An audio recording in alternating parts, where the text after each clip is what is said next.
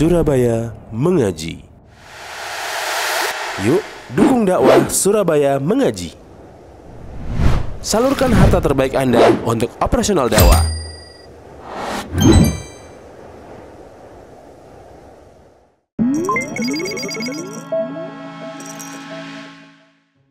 Bismillahirrahmanirrahim. Assalamualaikum warahmatullahi wabarakatuh. Alhamdulillahirabbil alamin wassalatu wassalamu ala asyrafil anbiya'i wal mursalin nabiyina Muhammadin wa ala alihi wa sahbihi ajma'in, amma ba'd. Nah, ikhwani fillah rahimani wa rahimakumullah. Alhamdulillah, pada siang hari ini kita kembali dipertemukan oleh Allah untuk melanjutkan pembahasan kitab Khulasatul Fawaid wal Qawaid min Syarhil Arba'in An-Nawawiyah. Kita sampai pada Al-Hadithul Khamisa wal Ishrun, hadis ke-25. Nah, seperti biasa, tafadhal, silakan dibacakan. Dah apa nanti gantian wis. Siap, ayo, tafadhal, silakan. Nanti itu siapa Mas yang di Libya itu siapa? Sampean apa namanya, lupa saya. Mas Prima, ya, nanti bagi 3. Wow.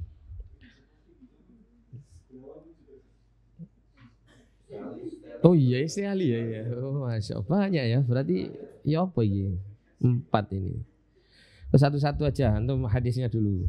Nanti lugatul hadisnya Mas Deka, fawaid mustambato Mas siapa tadi, siapa? Mas Prima. Sisanya Mas siapa? Mas Gunawan, ya. Silakan. Ini tinggal buat ma'had saja sudah bisa. Pengajarnya sudah banyak.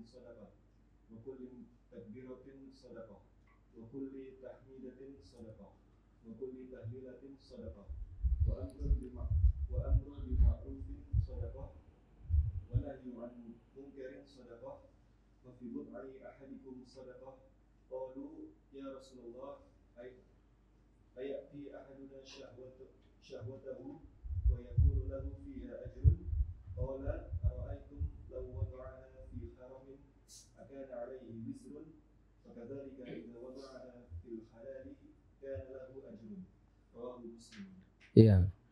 Dari Abu Dzar radhiyallahu anhu juga. Jadi sebelumnya ada hadis yang diriwayatkan oleh Abu Dzar ya. Anna nasan min ashabi Rasulillah sallallahu alaihi wasallam qala lin Nabi sallallahu alaihi wasallam, bahwasanya manusia dari kalangan para sahabat Rasulullah mereka berkata kepada Nabi sallallahu alaihi wasallam, wahai Rasulullah, ya Rasulullah, dzahaba ahlud duthuri bil ujur. Ya, ahlud duthur ini nanti disebutkan di sini ya, apa yang dimaksud dengan ahlud ad-duthur ini. Jadi ahlud duthur ini maknanya orang yang punya harta yang banyak ya. Orang-orang kaya ya. Orang-orang kaya itu telah pergi dengan membawa pahala-pahala mereka. Yusalluna kama nusalli, mereka salat seperti kami salat, wa yasumuna kama nasum, dan mereka berpuasa seperti halnya kami berpuasa. Wa yatasaddaquna bi fuduli amwalihim, namun mereka itu bersedekah dengan kelebihan harta mereka. Ya. Jadi sebagian orang-orang yang mengeluhkan kepada Rasulullah SAW tentang keadaan orang-orang kaya ini, itu ya. Ini mereka mengerjakan amal-amal soleh seperti layaknya amal-amal soleh yang mereka kerjakan. Tapi ada amal soleh yang mereka tidak bisa kerjakan, yang hanya bisa dikerjakan oleh para orang-orang kaya. Nah gitu. Yaitu yatasaddaquna bi fuduli amwalihim. Mereka bersedekah dengan kelebihan harta mereka. Qala, Nabi mengatakan, awalaisa qad ja'alallahu lakum ma tasaddaqun. Tidakkah Allah telah menjadikan bagi kalian itu apa yang bisa kalian sedekahkan, sesuatu yang bisa kalian sedekahkan.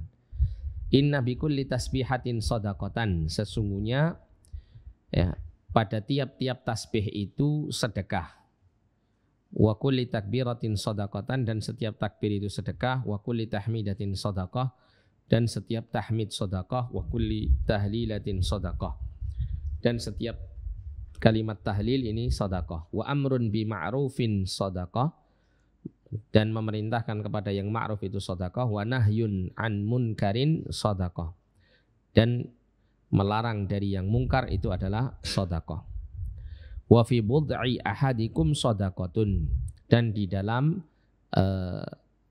bud'i ahadikum yang dimaksud di sini adalah yang dimaksud al-jima', ya, berhubungan biologis. Atau kalau diterjemahkan dan pada istri salah seorang di antara kalian itu ada sedekah, tapi maksudnya adalah menjimaknya gitu ya. Qalu, ya, para sahabat mengatakan, ya Rasulullah, ayati ahaduna syahwatahu wa yakunu lahu fiha ajrun. Wahai Rasulullah, apakah salah seorang di antara kami mendatangi, ya, istrinya, maksudnya syahwatnya di sini maksudnya memenuhi hasrat syahwatnya kepada istrinya, wa yakunu lahu fiha ajrun, ya, dan yang demikian itu bisa menjadi pahala baginya. Qala, maka Nabi mengatakan, ara'aitum law wada'aha fi haramin akana alaihi wizrun. Ya, tidakkah kalau seandainya, ya,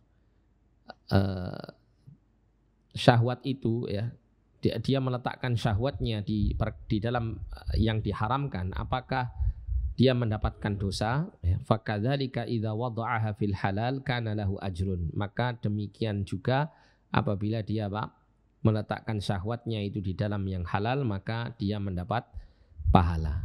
Ya. Ini mudah-mudahan bagi teman-teman yang belum nikah ini untuk segera bisa mengamalkan syariat ini, ya, supaya juga dapat pahala. Pahala sedekah, wa fi bud'i ahadikum sedekah, gitu ya.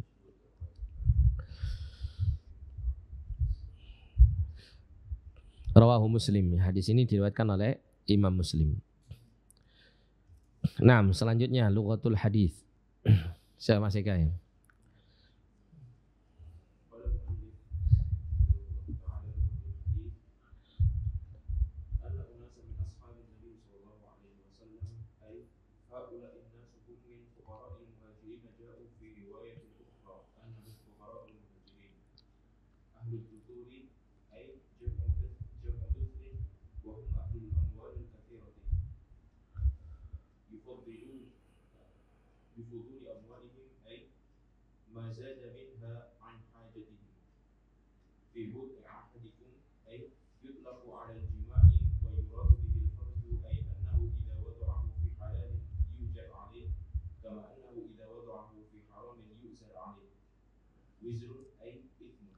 Iya, anna unasan min ashabin Nabi SAW, bahwasanya, ya, manusia dari kalangan para sahabat Nabi, haula innasum min fuqara'il muhajirin.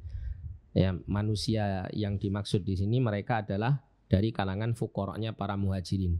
Jadi orang-orang muhajirin ini banyak yang mereka termasuk berstatus al-fuqara' wal masakin. Kenapa? Karena kala mereka berhijrah ke kota Madinah, mereka banyak meninggalkan harta benda mereka di kota Mekah. Bahkan ada sebagian para sahabat muhajirin itu yang awalnya mereka orang-orang kaya, tapi ditahan kekayaannya oleh kaumnya, ya, dia boleh untuk berhijrah asal harta bendanya tidak boleh dibawa, sehingga mereka pun lebih memilih untuk berhijrah daripada, apa, mempertahankan harta kekayaannya tersebut. Nah, sehingga para muhajirin ini kebanyakan dari mereka itu dalam keadaan fakir, ya, dalam keadaan fakir. Ja'u fi riwayatin ukhra, datang dalam riwayat yang lain, annahum fuqara'ul muhajirin, ya, diterangkan, ya, diterangkan dalam riwayat yang lain itu bahwa mereka manusia dari kalangan sahabat Nabi ini mereka adalah fuqara'nya orang-orang muhajirin. Ya, kalau ini kan hanya disebutkan anna unasan min ashabin Nabi, gitu ya. Tapi dalam riwayat yang lain itu diterangkan bahwa manusia dari kalangan sahabat Nabi yang dimaksud adalah fuqara al-muhajirin. Kemudian ahlud duthur jam'u duthrin wa hum ahlul amwalil katsira. Ahlud duthur, ya, ad-duthur ini kata jamak, ya, tunggalnya dusrun, wahum ahlul amwalil katsira, dan mereka adalah orang-orang yang memiliki harta yang banyak, orang kaya gitu ya. Bi fuduli amwalihim ay mazada minha an hajatihim, yaitu apa yang lebih daripada kebutuhan mereka ya, dari harta yang mereka miliki. Jadi kelebihan harta itu maksudnya adalah yang melebihi apa? Yang melebihi kebutuhan mereka ya, terutama kebutuhan primer mereka itu tercukupi, kemudian ada kelebihannya. Nah, kelebihannya ini disebut atau yang dimaksud dengan bifuduli amwalihim. Fi bud'i ahadikum yutlaqu 'alal jima'. Ya, ini kalimat ini dimutlakkan untuk menyebutkan al-jima', hubungan biologis. Wa yuradu bihil farju, dan yang diinginkan atau yang dimaksudkan dengan kalimat ini adalah al-farj, kemaluan. Ai annahu idza wada'ahu fi halalin yu'jaru alaih. Yaitu bahwasanya ya, ketika kemaluan itu diletakkan pada tempat yang halal, maka dia diberikan pahala atasnya. Kama annahu idza wada'ahu fi haramin yu'zaru alaih. Ya, sebagaimana ketika diletakkan di tempat yang haram maka akan berdosa baginya. Kemudian wizrun ai ithmun ya, wizrun yaitu artinya dosa. Kemudian selanjutnya fawaid mustambatatun. Mas Prima ya.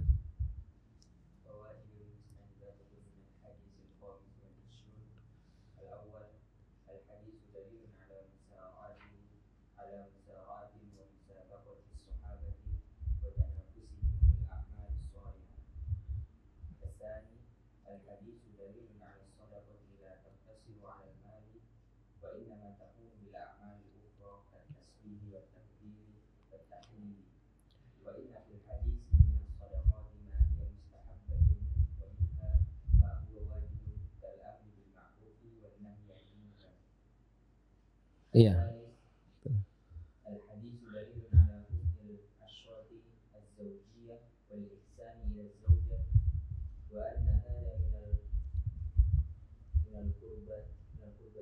Iya, minal qurubat.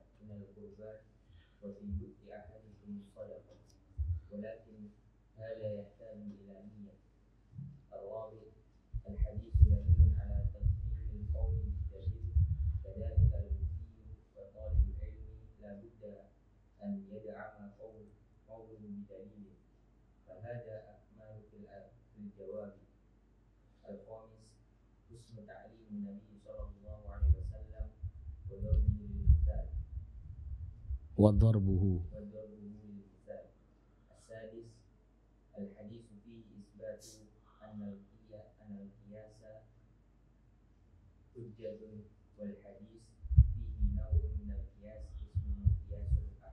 Iya. Nah, yang pertama ya, faedah yang diambil dari hadis 25 ini, al-haditsu dalilun ala musara'atin wa musabaqatis sahabah. Jadi hadis ini menunjukkan semangatnya para sahabat dalam bersegera dan berlomba-lomba di dalam melakukan amal-amal soleh ya. Kalau kita perhatikan tadi hadisnya itu ada fuqara dari kalangan muhajirin itu datang kepada Nabi mengeluhkan, bukan keluhannya atas kefakiran mereka. Ya, mereka tidak mengeluhkan ya Rasulullah kami belum makan, kami ya butuh sembako dan seterusnya, enggak. Ya, tapi mereka mengeluhkan keadaan kefakiran mereka yang membuat mereka tidak bisa mengungguli orang kaya dalam hal beramal soleh. Nah, ini kan luar biasa ya. Ini menggambarkan bagaimana para sahabat itu orientasi hidupnya itu akhirat. Ya, orientasi hidupnya akhirat. Dan ini ada sebuah pelajaran yang tersembunyi bahwasanya selayaknya kita mengikuti para sahabat dalam hal ini, yaitu menjadikan dunia yang Allah berikan kepada mereka itu sebagai wasilah untuk apa? Meraih kebahagiaan akhirat. Ya. Karena kalau kita perhatikan tadi para fuqara muhajirin ini menerangkan bahwa orang-orang kaya mereka, para sahabat ini, mereka jadikan kekayaan mereka itu sebagai apa? Ladang untuk beramal dengan menyedekahkannya di jalan Allah Subhanahu wa taala. Kemudian para fuqara muhajirin sangat berharap agar bisa mengungguli orang-orang kaya dalam hal kebaikan-kebaikan yang bisa mereka lakukan. Ya, jadi di sini tidak ada sama sekali keluhan para sahabat yang miskin ini atas kemiskinannya. Tapi keinginan mereka untuk bisa mengungguli orang kaya di dalam hal kebaikan. Itu saja yang diinginkan oleh mereka. Ya. Karena kalau ada keluhan-keluhan di sini menandakan bahwa para sahabat tentunya ada kekurangan di dalam mengimani takdir Allah Subhanahu wa taala, dan ini tidak terjadi pada mereka, gitu ya.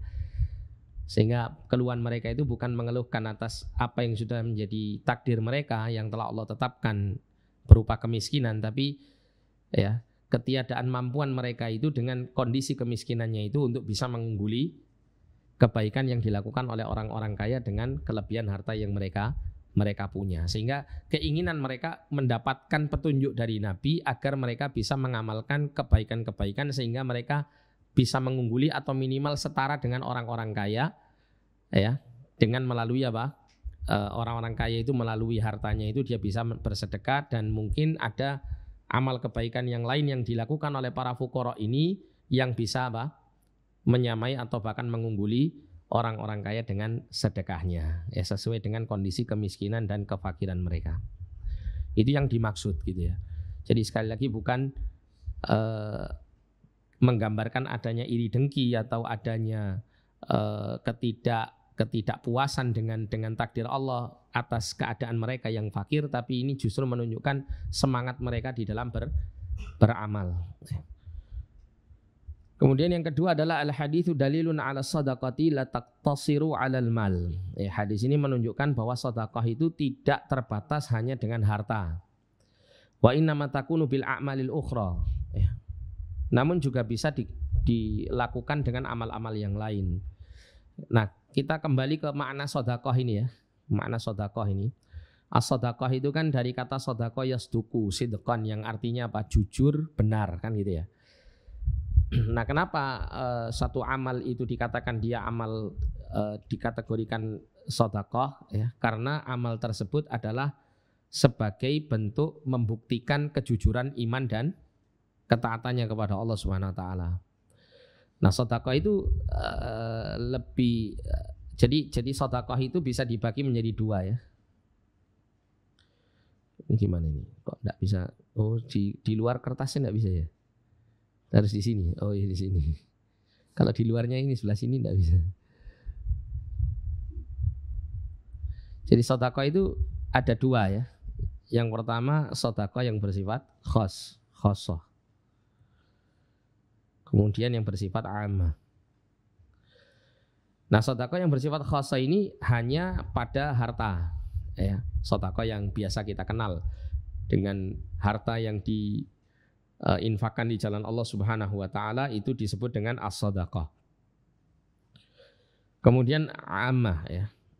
Sedekah yang bersifat umum. Sedekah yang bersifat umum ini tidak hanya terbatas dengan harta ya, tapi juga dengan amal-amal saleh yang lain.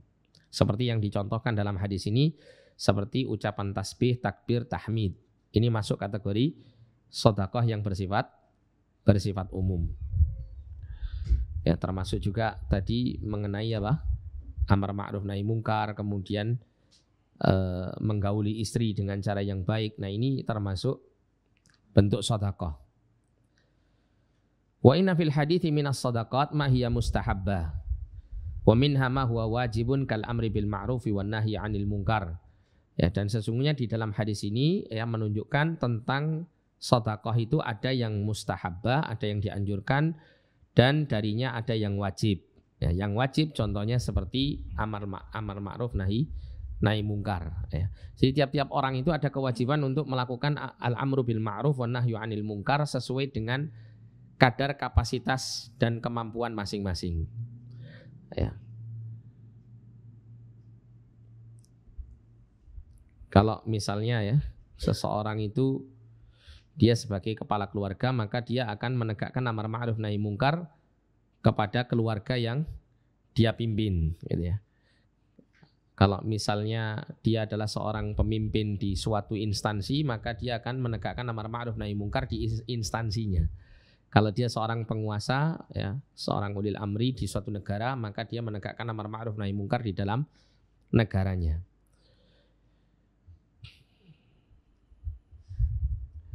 Nah, kemudian yang ketiga, al-haditsu dalilun ala husnil asyrati zaujiyah. Jadi hadis ini menunjukkan atas berbuat baik ya di dalam berinteraksi dengan pasangan hidupnya, ya, dengan suami atau dengan istri, ya. Kehidupan berkeluarga gitu ya.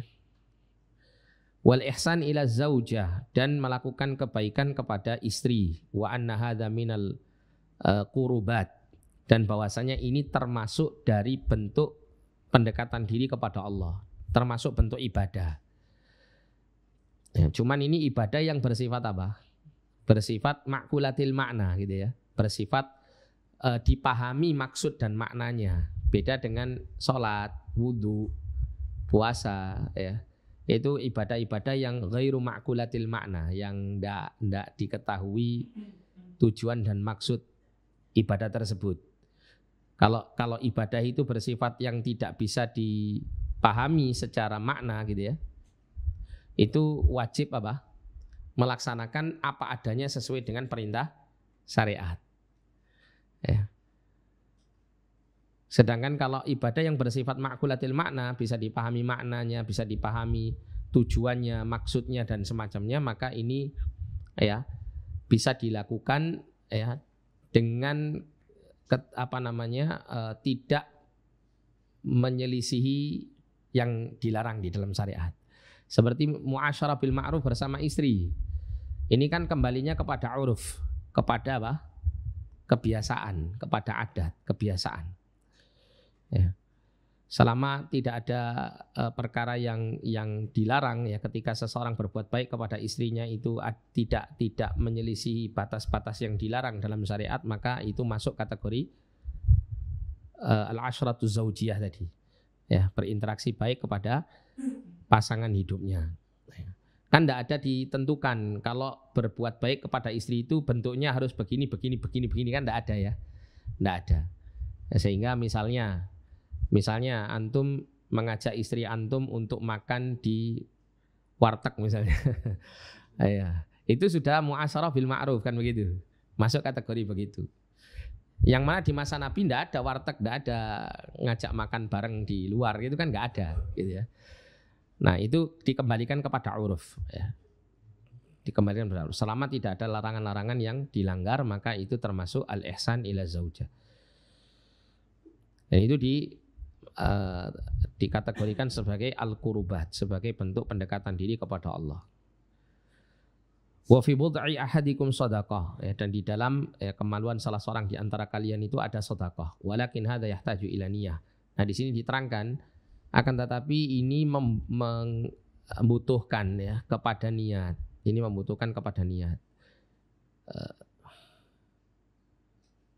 Jadi kalau seseorang itu mendatangi istrinya dan memenuhi syahwat ya dirinya dan istrinya, itu jika diniatkan untuk menggapai pahala di sisi Allah, maka akan mendatangkan pahala. Termasuk dalam hadis yang lain itu menyuapi makanan di mulut istrinya ya. Memberikan suapan makanan ke mulut istrinya itu kan kata para ulama kan mengandung syahwat.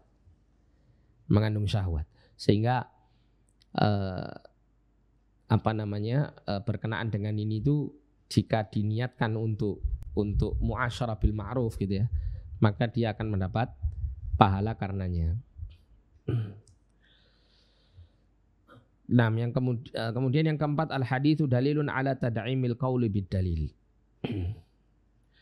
Yang keempat ini apa artinya kira-kira? Apa artinya kira-kira?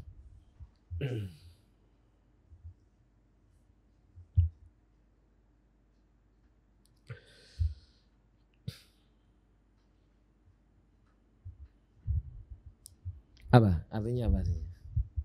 Apa maksudnya artinya?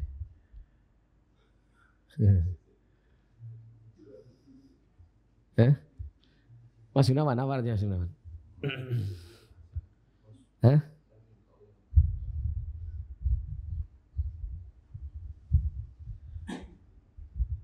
Apa artinya?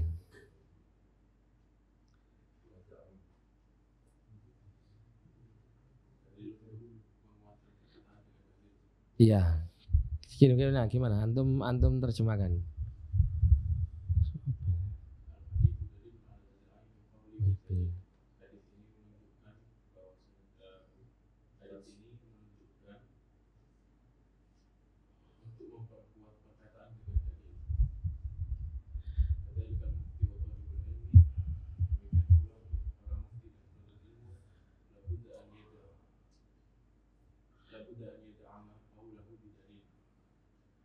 Labuda an yuda'ima qawlahu bidalilin gitu ya.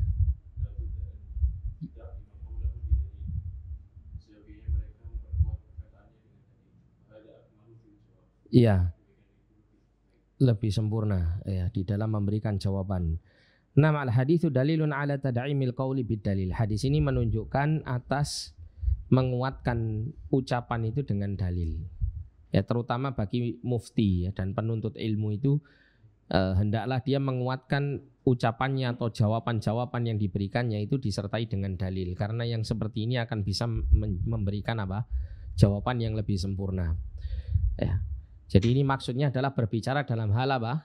Agama ya. Jadi berbicara dalam hal agama ya. Jika disertai dengan dalil maka ini adalah lebih tepat dan lebih sempurna.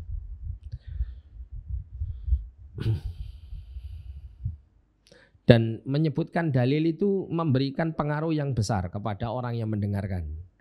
Ya. Memberikan pengaruh yang besar kepada orang yang mendengarkannya. Ada satu kisah yang pernah kami baca, itu seorang syekh di Madinah yang punya program Hifdzul Mutun itu loh. Syekh siapa itu? Abdullah Al-Qasim atau siapa namanya? Dokter siapa itu? Yang belakangnya Al-Qasim itu namanya. Itu beliau itu kalau khutbah Jumat itu keterangannya kalimat yang diucapkan sedikit terus disertai dalil. Ya. Misalnya yang dimaksud dengan apa yang disebutkan tadi itu misalnya begini. Misalnya berbuat bakti kepada kedua orang tua adalah perkara yang disyariatkan. Allah Ta'ala berfirman, nah begitu. Ya. Dan bentuk melakukan kebaikan kepada kedua orang tua diantaranya demikian. Allah Ta'ala berfirman, Nabi SAW bersabda, nah begitu. Lebih sering menyebutkan dalil-dalil daripada keterangan secara panjang secara panjang lebar tentang khutbah yang disampaikannya. Nah itu ada seorang sopir, ada salah seorang ustadz itu yang kala itu menyukai, sopir ini suka dengan khutbahnya model syekh ini, karena tidak bertele-tele, tidak terlalu mengandalkan retorika, tapi yang disampaikan dalil. Ya, dan itu sangat mengena kepada hati si sopir ini ya, karena kalimat-kalimat yang disampaikannya itu benar-benar berlandaskan dengan landasan yang jelas ya, sehingga lebih diterima oleh hati dan lebih menenangkan atau menenteramkan jiwa ketika didengarkan dalil-dalil itu disampaikan. Karena ada orang itu yang mungkin secara retorika bagus dalam berbicara, tapi secara dalil itu sangat kurang ya, itu tidak benar-benar tertanjam, meskipun hati itu mungkin terpengaruh dengan kalimat-kalimat itu, tapi kala misalnya ada kebaikan-kebaikan yang ingin dimotivasikan ke orang itu tidak terlalu terdorong untuk mengamalkannya. Karena apa? Karena tidak disertai dengan dalil yang menguatkan apa yang diterangkan olehnya. Bahkan terkadang ada orang itu yang mungkin meragukan ya kebaikan-kebaikan yang disampaikan oleh si khotib atau seorang penceramah, jika kebaikan-kebaikan itu tidak dilandasi dengan dalil-dalil yang perlu untuk disampaikan yang melandasi petunjuk-petunjuk itu atau kebaikan-kebaikan itu. Ya. Makanya kemudian dikatakan di sini fahadza akmalu fil jawab ya, maka ini adalah akan bisa memberikan kesempurnaan di dalam memberikan jawaban. Contoh para ulama-ulama yang di masa kontemporer itu seperti Syekh Abdul Aziz bin Baz rahimahullah. Antum kalau baca buku-buku fatwa-fatwa para ulama Ahlussunnah, itu salah satunya Syekh bin Baz itu kalau berfatwa ketika ditanya beliau menjawab itu jawabannya enggak panjang-panjang. Jawabannya begini, dalilnya ini dalilnya ini gitu. Ya. Itu lebih kuat gitu ya, lebih menguatkan jawaban, lebih akan menjadikan jawaban itu lebih bisa diterima karena disebutkan sumber yang jelas dari dalil-dalil yang mendasarinya. Kemudian yang kelima, sebentar, ini poin keempat ini itu dihasilkan dari penjelasan yang mana dalam hadis ini? Kira-kira yang mana ini?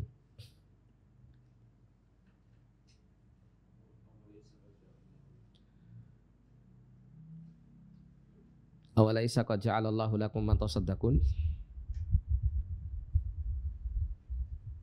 Selain itu apa kira-kira?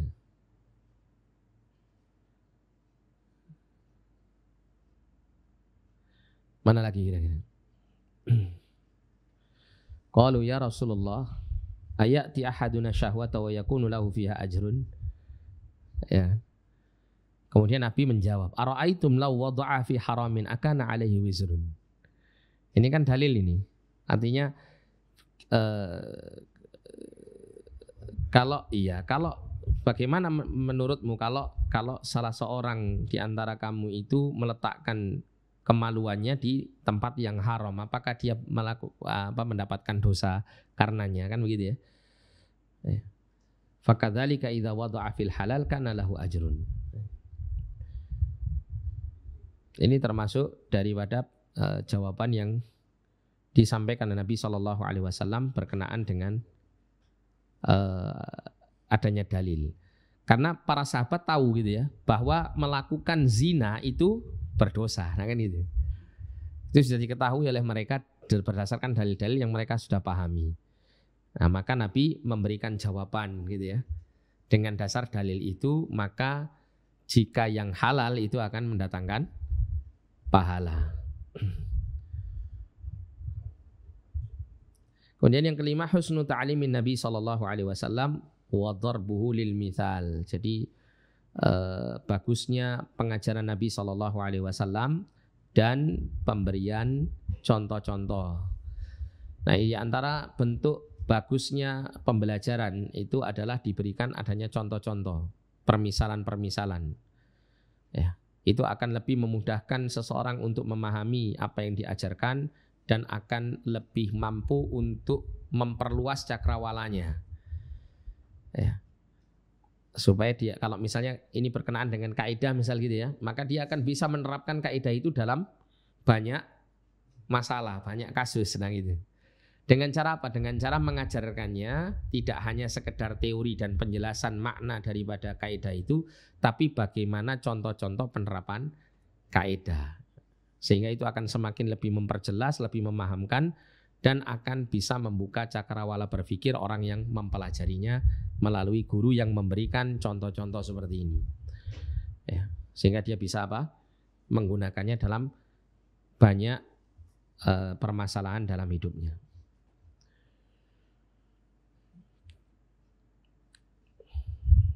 Jadi sisi tarbiyah Nabi ini, para ulama itu banyak membuat buku, banyak meneliti di dalam hal ini. Bagaimana Nabi itu sangat bagus di dalam mengajarkan ilmu itu melalui metodologi yang bermacam-macam. Ya. Ada buku itu judulnya, saya lupa judulnya ini.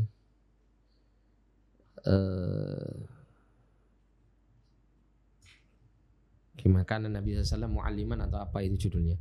Jadi penulisnya itu Dr. Fadl Ilahi Zahir. Dr. Fadl Ilahi kan biasanya kan Dr. Fadl Ilahi. Itu beliau bikin buku yang isinya itu menerangkan bagaimana metodologi Rasulullah dalam mengajarkan ilmu kepada para sahabat. Itu bagus bukunya. Ada beberapa poin di situ disebutkan, tiap-tiap poinnya itu hadis-hadis. Ya, semisal ya, contoh selain hadis ini, ya Nabi menyebutkan contoh-contoh. Ada Nabi itu mengajarkan ilmu kepada para sahabat itu dengan menggunakan wasilah-wasilah atau alat-alat yang dekat dengan mereka para sahabat. Ya. Nabi pernah mengajarkan ya para sahabatnya itu tentang jalan yang lurus dengan membawa apa? Membawa kayu. Nabi membawa kayu kemudian membuat garis-garis di atas tanah. Ya. Itu kan mirip sekali dengan seorang guru atau seorang tutor ketika mengajarkan dengan papan tulisan gitu ya. Nah, itu sangat diperlukan ya, alat-alat yang bisa membantu dalam mengajarkan ilmu dan memberikan penjelasan tentang suatu permasalahan kepada orang lain. Ini sangat dibutuhkan alat-alat ini. Dan Rasul sudah pernah mencontohkannya. Nah, gitu. Rasul juga pernah mengajarkan kepada para sahabat itu tentang ru'yatullah, melihat Allah Subhanahu wa taala. Kemudian Nabi mengatakan ya, melihat Allah Subhanahu wa taala itu digambarkan seperti melihat bulan purnama. Kala itu Rasulullah menunjuk bulan purnama yang ada di langit. Kala itu di malam hari mengajarkan ilmu. Nah, termasuk waktu-waktunya Rasul itu kapan sih mengajarkan ilmu itu, di waktu-waktu yang bagaimana. Nah, itu. Ya. Itu di situ diterangkan, dijelaskan sehingga bisa kita jadikan pedoman ya di dalam kita mengajar nantinya itu. Rasulullah itu pernah mengajar itu dengan model yang bagaimana, itu bisa diteladani. Kemudian yang keenam, al-haditsu fihi itsbatun annal qiyas hujjah. Hadis ini menjelaskan di dalamnya penetapan bahwasannya kias itu adalah sebagai hujjah. Jadi salah satu sumber hukum Islam yang disepakati oleh seluruh ulama kaum muslimin itu ada 4. Yang pertama adalah Al-Qur'anul Karim, yang kedua adalah Al-Haditsun Nabawi, hadis Nabi yang sahih, kemudian ijma' dan qiyas. Ini 4 sumber dalil atau 4 dalil yang disepakati, muttafaq alaih. Ya. Kemudian ada dalil-dalil yang lain yang mukhtalaf, dalil-dalil yang diperselisihkan dipakai atau tidak dipakainya dalil-dalil tersebut. Seperti al-istishab, kemudian amal ahlul Madinah, kemudian qaulus sahabi dan seterusnya. Itu ada di dalam ilmu usul fikih itu diterangkan seperti itu. Tapi yang 4 ini yang disepakati, ya, 4 ini yang disepakati. Nah, dalam hadis ini menerangkan bahwa salah satu daripada sumber hukum Islam yang 4 ini yang disebutkan yang keempat tadi yaitu qiyas, ini adalah dalil ditetapkannya qiyas sebagai salah satu sumber hukum Islam. Wal haditsu fihi naw'un minal qiyas ismu qiyasul aksi. Dan dalam hadis ini diterangkan tentang salah satu jenis qiyas. Qiyas itu aja punya macam-macam ya jenisnya. Salah satunya disebut dengan qiyasul aksi. Qiyas analogika yang al-aks itu berlawanan. Nah, kira-kira yang mana ini? Qiyasnya Nabi SAW ini yang mana kira-kira? Iya, ara'aitum law wada'aha fi haramin akana alaihi wizrun fakadzalika idza wada'aha fil halal kana lahu ajrun. Ya. Contoh misalnya dalam penerapan qiyasul aksi ini seperti seseorang bekerja. Kalau orang itu bekerja ya dengan cara yang halal, maka dia mendapatkan pahala. Disertai dengan niat yang baik dia mendapat pahala karenanya. Ya. Sebagaimana ketika dia bekerja dengan jalan yang haram, maka dia akan mendapat dosa. Nah, begitu. Ya. Atau misalnya seseorang makan, ya. Allah perintahkan kulu washrabu wala tusrifu. Makan dan minumlah jangan berlebih-lebihan. Nah, dia makan dengan makanan yang halal. Nah, maka dengan niat yang baik dia akan mendapatkan pahala ketika dia makan yang halal. Namun ketika dia makan yang haram, maka dia apa?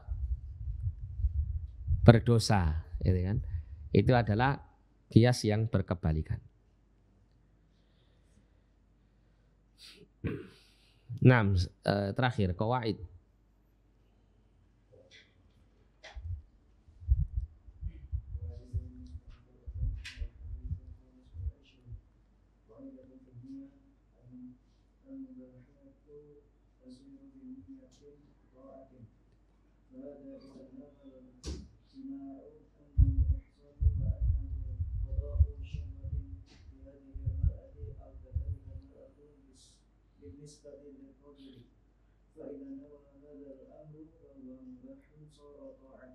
Iya. Qawaid mustamadun min haditsil khamis wal 20 qaidatun fin niyat. Jadi kaidah dalam niat. Al mubahatu tasiru bin niyat ta'at. Jadi perkara-perkara mubah itu bisa menjadi ketaatan atau bisa bernilai menjadi ketaatan yang berpahala dengan adanya apa? Niat. Fahadha idza nawal jima'a, maka ketika seseorang itu meniatkan jima, annahu ihsanun, ya, bahwasanya jima itu dia lakukan demi untuk menjaga kemaluannya dari yang haram. Wa annahu qadha'u syahwatin, dan bahwasanya dia adalah untuk menyalurkan syahwatnya li hadhil mar'ah, kepada istrinya ini. Au kadzalikal mar'atu binisbati lirrajul, demikian juga si wanita, ya, kepada suaminya, gitu ya. Fa idza nawa hadzal amra wa huwa mubahun shara ta'atan, maka ketika atau shara ta'atun, ya, bisa fa idza nawa, maka ketika dia berniat seperti ini, gitu ya, maka yang asalnya dia itu mubah menjadi apa? Menjadi ketaatan, ya. Asalnya dia mubah maka menjadi bernilai ketaatan kepada Allah Subhanahu wa taala. Nah, sehingga di sini kedudukan niat itu sangat menentukan di dalam apa? Amal yang dilakukan oleh manusia. Dengan niat itu seseorang bisa mendapatkan pahala dari amalnya, dengan niat pula seseorang itu bisa mendapatkan dosa dari amalnya. Ada amal itu yang bersifat mubah, tapi karena sebab niat dia bisa mendatangkan pahala, bisa bernilai kurbat, bisa bernilai pendekatan diri kepada Allah, atau bisa bernilai kemaksiatan. Contoh ya. Orang itu kalau pakai wangi-wangian, seorang lelaki menggunakan parfum yang wangi. Kalau dia niatkan menggunakan parfum itu untuk merasa nyaman dengan aromanya, maka ini mubah. Atau hukum asalnya mubah, gitu ya. Tapi ketika dia meniatkan menggunakan minyak wangi ini, ya, didasari oleh bentuk adab yang baik kepada Allah Subhanahu wa taala dalam beribadah misalnya, atau dengan tujuan untuk mendatangkan kebahagiaan bagi orang-orang yang ada di sekitarnya, maksudnya orang sekitarnya ya kawan-kawannya, gitu ya, atau keluarganya, maka ini dia mendapatkan pahala. Atau dia mengamalkannya karena apa? Rasulullah mencintainya sebagai wujud sunnah Nabi SAW, maka dia mendapatkan pahala di dalam hal ini, bernilai kurba.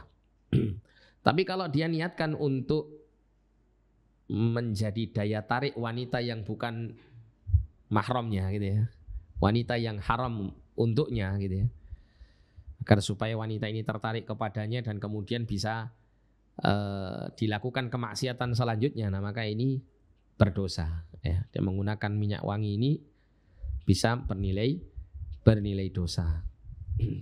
Nah, sehingga kedudukan niat itu sangat penting. Nah, para ulama itu berselisih mengenai niat ini, ya. Kan di dalam hadis itu kan ada kalimat innamal a'malu binniyat. Gimana ini? Oh, keliru. Binniyat. Ini hadis pertama, ya. Kita dulu sempat baca hadis ini, cuman pembahasan ini luput. Jadi kalimat innamal a'malu binniyat, sesungguhnya amal-amal itu bergantung dengan niat. Itu di sini ada sesuatu yang mahdzuf di sini. Sesuatu yang harus ditakdirkan. Kalau dalam bahasa Arab harus ditentukan. Ya. Innamal a'malu, ya, sesungguhnya amal-amal itu bergantung dengan niat. Bergantung apanya dengan niat ini? Nah, gitu. Ya, saya enggak terangkan secara teoritis tentang bahasa Arabnya, tapi supaya antum tahu saja maksudnya.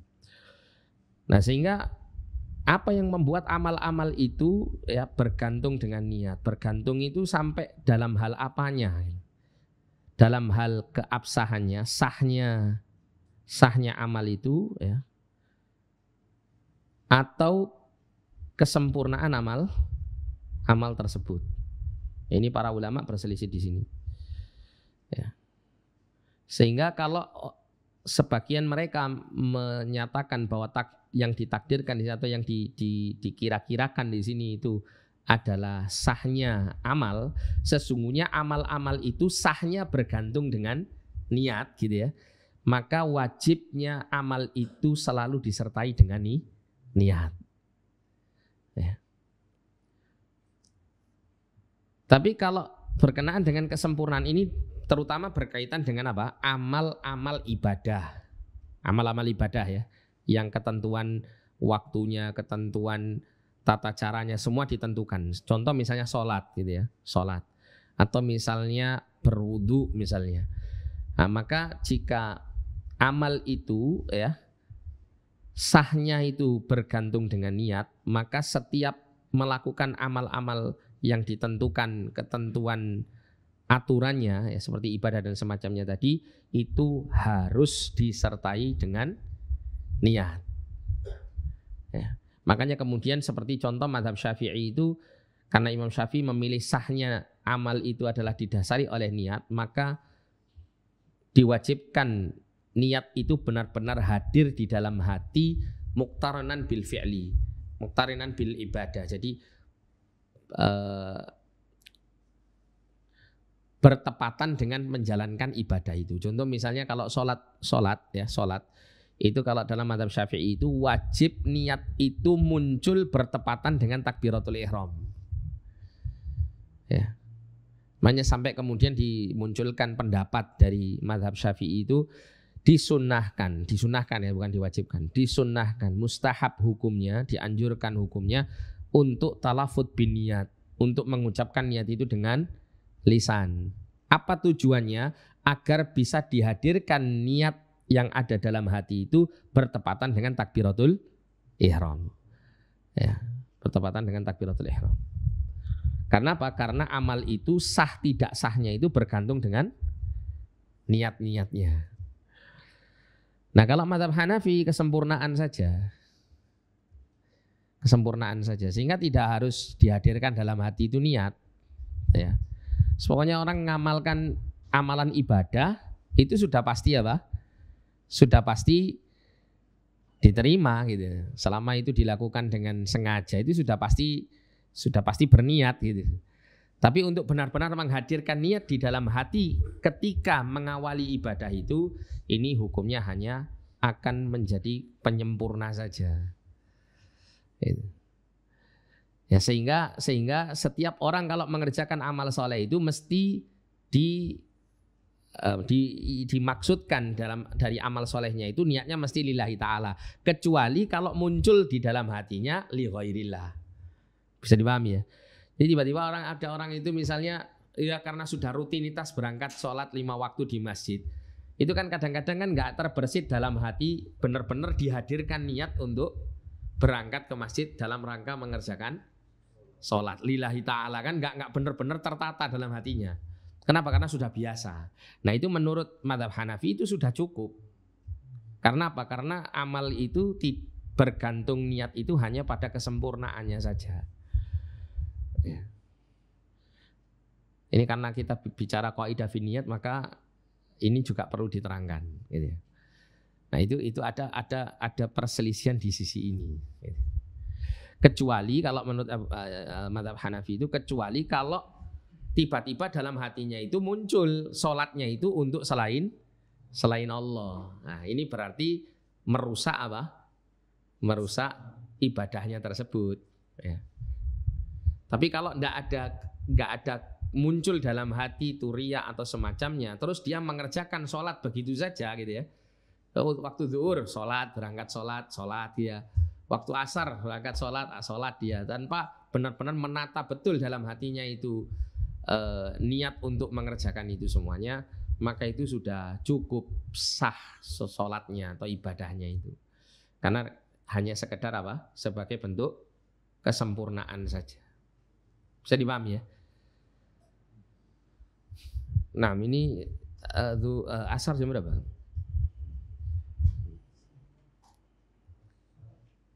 Bentar, ini panjang enggak ini? Oh, enggak.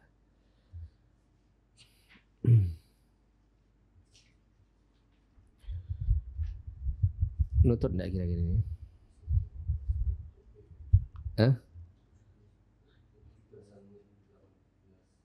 Oh, masih 18 menit ya? Insyaallah nututi. Nah, selanjutnya al-haditsus sadis wal 20. Silakan seperti tadi.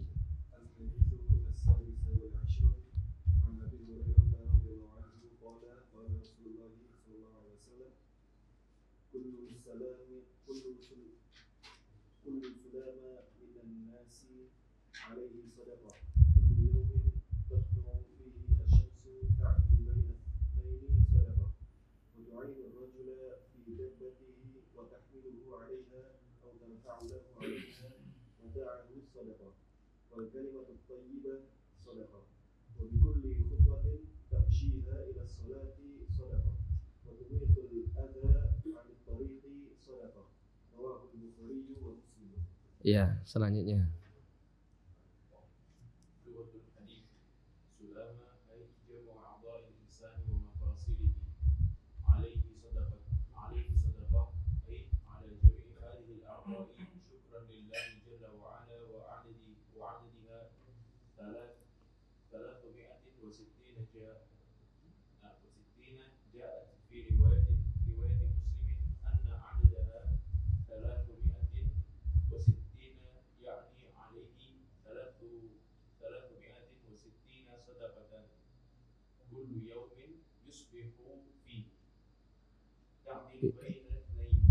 Itu bukan kullu ya, kulla yaumin ya, kulla yaumin. Kulla yaumin yusbihu fihi.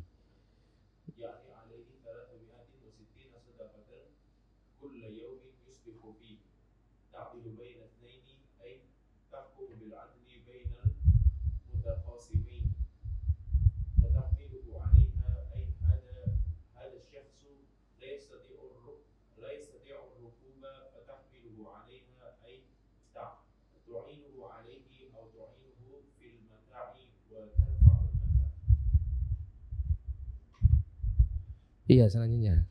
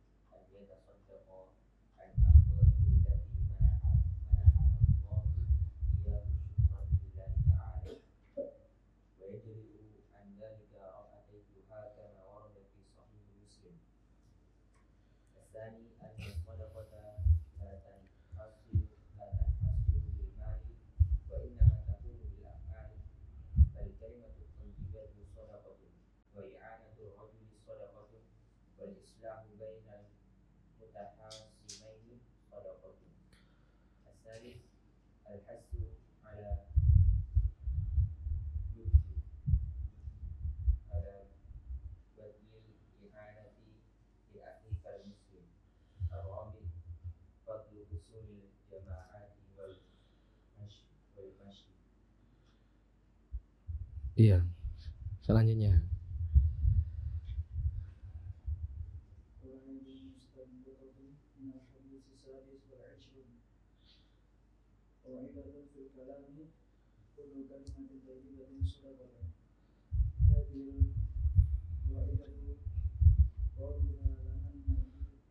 Qalaha lana ya, qalaha lana.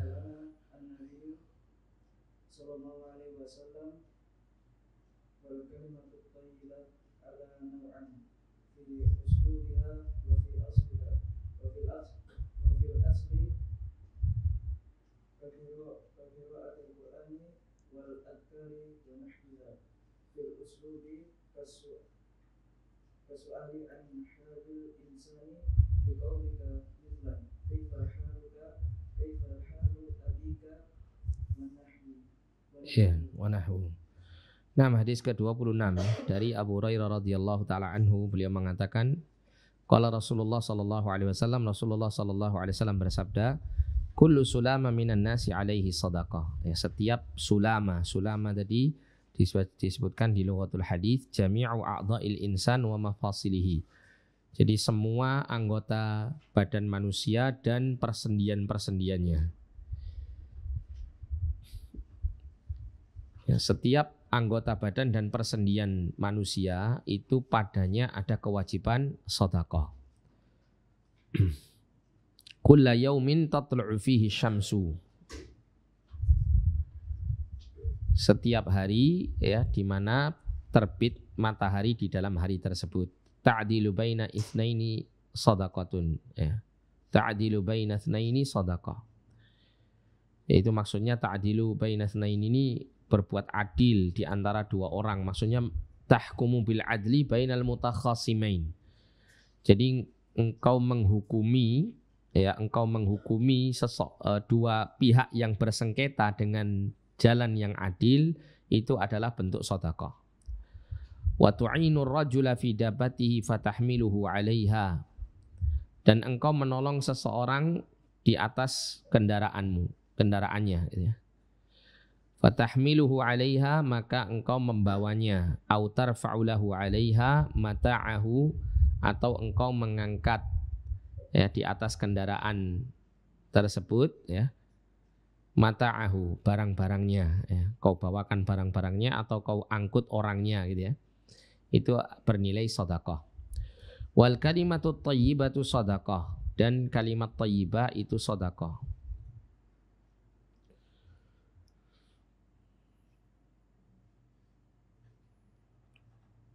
Wa bi kulli khutwatin tamshiha ila sholati sadaqah, dan kepada tiap-tiap langkah kaki yang kau berjalan dengannya kepada salat itu adalah sedekah. Wa tumitul adza anit tariqi sadaqah, dan engkau menghilangkan gangguan dari jalan itu juga bentuk sedekah. Jadi bentuk sedekah ini banyak ya. Banyak tadi saya sebutkan as-sadaqah yang bermakna al-khassah dan bermakna al-'ammah.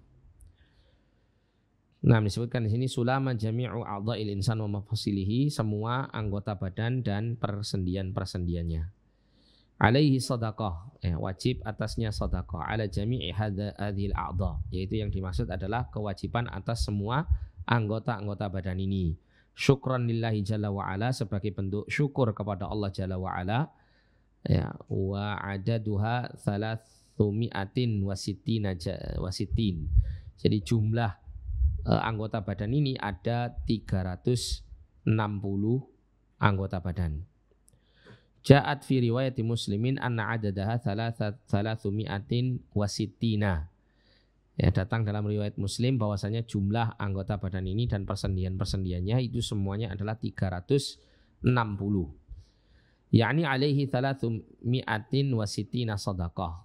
Yang dimaksud di sini adalah kewajiban orang tersebut untuk memenuhi sedekah 360 anggota badannya tadi ya, persendiannya tadi. Kulla yaumin yusbihu fihi, yaitu setiap hari di mana dia berpagi hari di dalamnya. Jadi ada kewajiban bagi tiap-tiap manusia itu untuk mensyukuri nikmat anggota badan ini yang berjumlah 360 ya, dengan melakukan sedekah. Nah, melakukan sedekah itu ternyata banyak bentuk sedekahnya di sini. Ya, tidak terbatas hanya mengeluarkan infak harta di jalan Allah.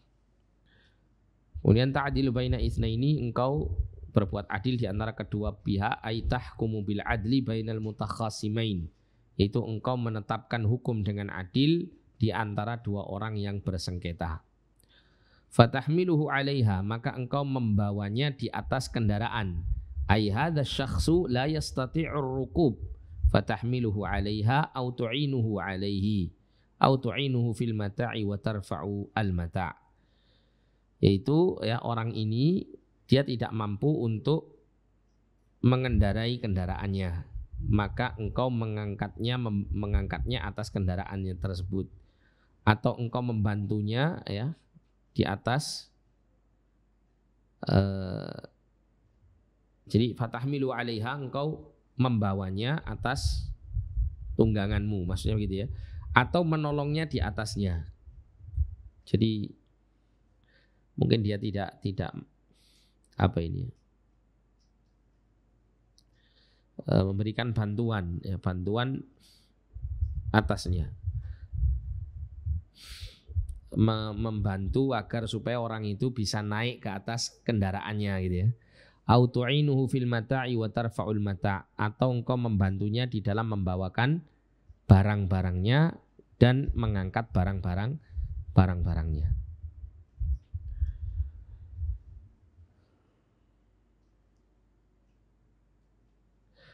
Kemudian faedah yang bisa diambil dari hadis ke-26, yang pertama, al-abdu yahtaju an yatasaddaqa an a'dha'ihi allati manahallahu iyyahu syukran lillahi ta'ala. Seorang hamba itu membutuhkan untuk bersedekah ya, atas anggota-anggota badannya yang sudah Allah Ta'ala karuniakan kepadanya sebagai wujud syukurnya kepada Allah Subhanahu wa Ta'ala. Wa yajri'u an dzalika rak'atai dhuha kama warada fi sahih Muslim, dan itu semuanya bisa terpenuhi dengan 2 rakaat salat duha sebagaimana dalam riwayat di dalam sahih Muslim, dalam riwayat yang lain disebutkan berkenaan dengan hal ini.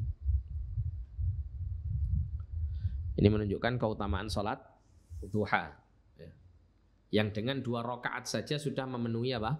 Kewajiban kita di dalam bersedekah atas 360 anggota dan ruas-ruas badan. Yang kedua, annas shadaqata la tanhasiru bil mal, bahwasanya sedekah itu tidak terbatas hanya dengan harta. Wa inna ma takunu bil af'ali, dan sesungguhnya bisa terjadi dengan perbuatan-perbuatan. Fal kalimatu thayyibatu shadaqatun, maka ya, kalimat thayyibah, zikir ya, bacaan-bacaan tasbih, tahmid, tahlil dan takbir dan semacamnya, ini adalah bentuk sedekah. Wa i'anatur rajuli sedekah, dan membantu menolong seseorang itu adalah sebuah sedekah. Wal islahu bainal mutakhasimaini sedekah, dan memperbaiki hubungan antara 2 orang yang berselisih itu juga adalah bentuk sedekah.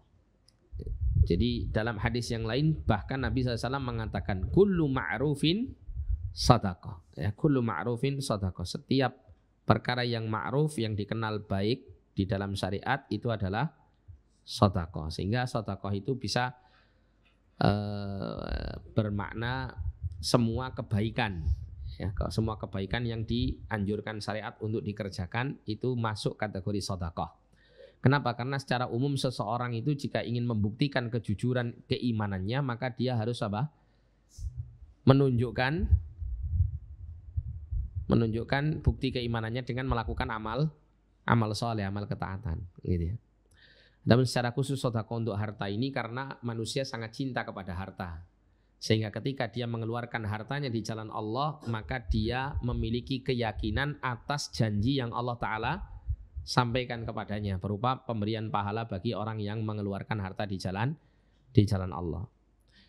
Makanya kemudian infak di jalan Allah juga dikategorikan atau bisa dikatakan dia sebagai sedekah. Kemudian yang ketiga, al-hathu ala badril i'anati li akhikal muslim. Ada perintah atau anjuran untuk memberikan pertolongan kepada saudaramu sesama muslim. Ya, hendaklah di sini apa? Memberikan pertolongan ini dengan tanpa pamrih, dengan niat yang ikhlas karena Allah. Karena ada juga orang itu yang memberikan pertolongan itu dengan niat agar orang lain pun juga menolongnya ketika dia dalam keadaan susah, ya, ketika dia dalam keadaan sulit. Maka ini niat yang tidak benar. Ya, jadi Anda tidak perlu meniatkan diri kalau saya berbuat baik kepada masyarakat, masyarakat akan baik kepada saya. Itu jangan seperti itu niatnya. Meskipun itu menjadi sebuah hal yang realita ya, terjadi. Akan tetapi ini bukan menjadi niat dan tujuan di dalam berbuat kebaikan kepada saudaranya sama muslim. Kemudian yang keempat, fadlu husulil jama'at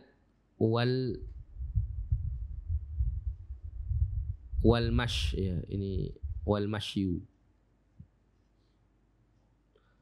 Jadi keutamaan banyak mendapatkan jamaah di dalam sholat. Maksudnya adalah sholat berjamaah di masjid. Dan melangkahkan kaki, berjalan kepada masjid, ya, atau menuju masjid. Karena Nabi tadi mengatakan apa? wa kullu khutwatin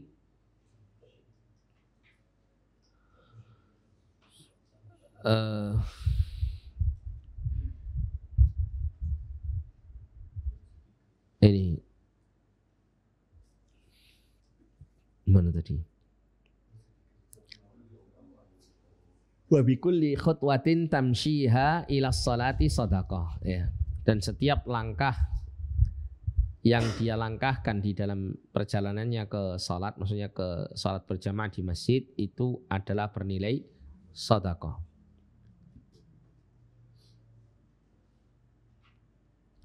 Ta'dilu baina itsnain, oh sudah.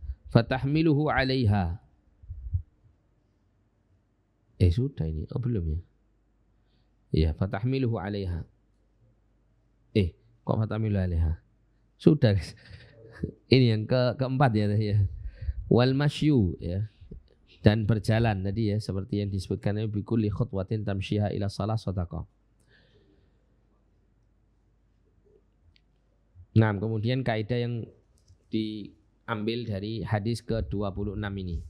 Qaidatun fil kalam, ya, kaidah dalam berbicara. Kullu kalimatin thayyibatin shadaqah. Setiap kata yang baik, kalimat yang baik itu adalah bernilai sedekah. Hadhil qa'idatu qalaha lana Nabi sallallahu alaihi wasallam. Kaidah ini adalah seperti yang disabdakan Nabi sallallahu alaihi wasallam kepada kami. Wal kalimatut thayyibatu ala naw'aini fi uslubiha wa fi asliha. Ya, di dalam uslubnya dan di dalam asalnya. Ya, contoh dalam asalnya di qiraatil Quran wal adhkar wa nahwiha. Jadi membaca Al-Quran, mengucapkan zikir-zikir itu secara hukum asalnya adalah kalimat thayyibah, kan itu ya, kalimat yang baik. Secara zat dan asal penyebutan lafaz-lafaz tadi itu adalah termasuk bagian dari kebaikan secara asal. Kemudian fil uslub, dalam hal uslub. Uslub itu susunan yang menjadikan seseorang itu bisa mengungkapkan bahasanya gitu ya. Gaya bahasanya gitu ya, atau struktur bahasanya itu uslub. Kasuali an halil insan biqaulika mathalan kaifa haluka kaifa halu abika wa nahwuhu. Jadi seperti pertanyaan tentang keadaan manusia dengan ucapanmu misalnya kaifa haluk, bagaimana keadaanmu. Nah, kalimat kaifa haluka, bagaimana keadaanmu, ini kan mengandung unsur apa? Beberapa kata kan gitu ya di dalam pelafatan kalimat yang kemudian menghasilkan apa? Kalimat yang baik ya, dengan uslub yang baik, gaya bahasa yang baik menghasilkan kata-kata yang baik. Jadi secara asal itu dia tidak ada nilai pahalanya. Seperti misalnya seorang mengatakan kaifa, bagaimana, ya, haluka, keadaanmu. Itu kan secara hukum asal kan nggak ada pahalanya mengucapkan kaifa haluk. Tapi karena ini adalah kalimat yang memiliki uslub yang baik, gaya bicara bahasa yang baik, yang disampaikan kepada orang sehingga orang itu pun merasakan kebaikannya, maka disinilah dia kemudian baru bernilai baik. Ya, dikategorikan al-kalimatut thayyibah. Seperti ucapan-ucapan baik yang lainnya, ya, yang secara zatnya itu bisa mengandung mubah atau bisa mendatangkan pahala.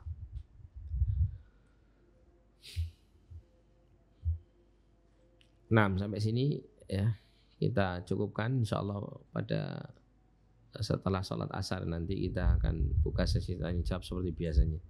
Naktafi lahuna, jazakumullahu khairan, barakallahu fikum, subhanakallahumma bihamdika asyhadu an la ilaha illa anta astaghfiruka wa atubu ilaik. Wa sallallahu ala nabiyina Muhammadin wa ala alihi wa sahbihi wasallam wa akhiru da'wana anil hamdulillahi rabbil alamin wa la minkum. Assalamualaikum warahmatullahi wabarakatuh.